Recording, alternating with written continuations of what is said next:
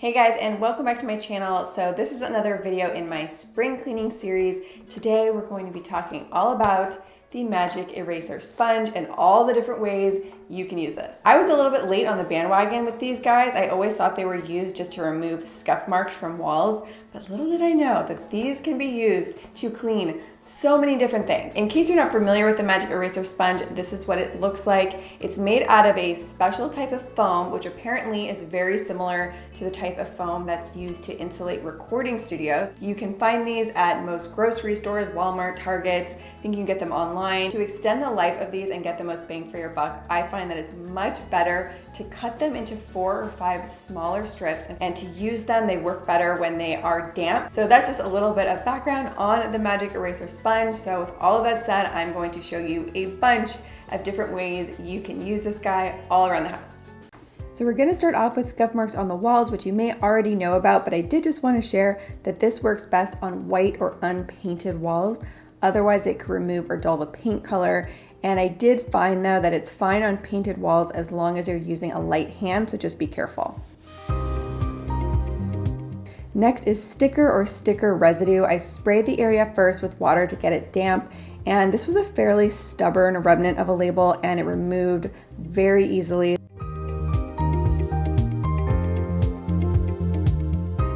It can remove scuff marks from your tennis shoes. This took around a minute or two of scrubbing, but I think it did a really good job of removing all of the dark marks and making these shoes look a lot nicer. Next is tarnish on silver, though you do want to be careful because I read it can remove some of the shine from silver, so I wouldn't recommend doing this on your silver jewelry, but it did work well on this butter knife. It will remove marks or stains from concrete. You can see this just came right off instantly. And also, this is so random, but it removes ink from your fingertips and it works surprisingly well and fast. You can use it to remove deodorant stains quickly.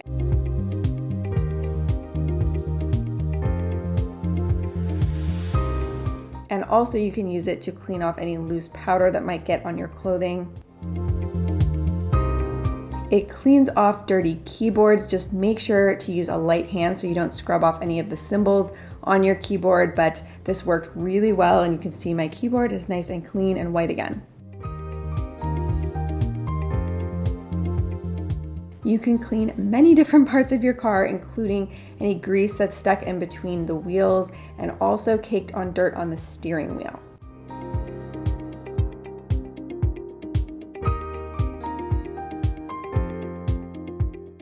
Around the kitchen, you can clean off caked on food from Tupperware containers. I have so many Tupperware containers with stains on them, so this is really helpful. And also you can clean a variety of stainless steel appliances. Just be sure to go with the grain of the metal if it does have a brushed finish and use gentle pressure. You can see here on the stove, I wasn't able to get off all of the caked on grease, but it did remove a lot of it. You can also use the magic eraser to clean scuffs off of leather. This came right off. If you use this to clean your bathroom mirrors, I read that it will help prevent them from fogging up in the future.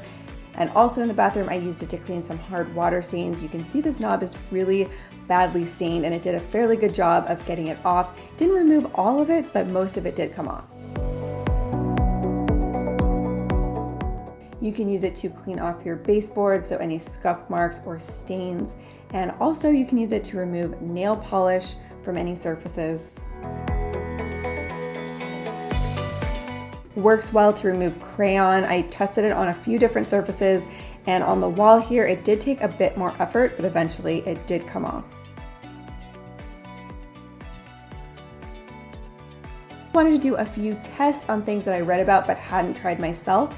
So first is with a Sharpie marker. You can see here the Sharpie does come right off of this dry erase board, so that's good.